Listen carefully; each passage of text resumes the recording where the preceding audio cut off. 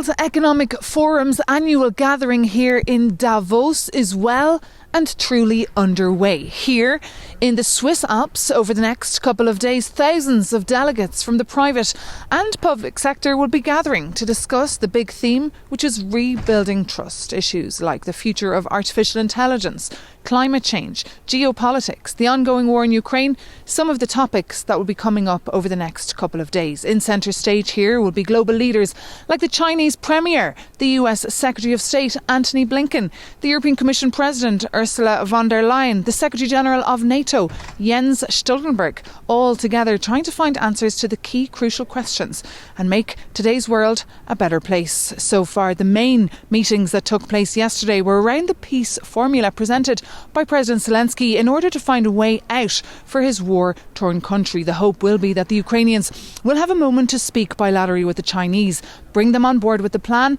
and make sure that the future of Ukraine is prosperous and peaceful. Meabh McMahon, Euronews, Davos.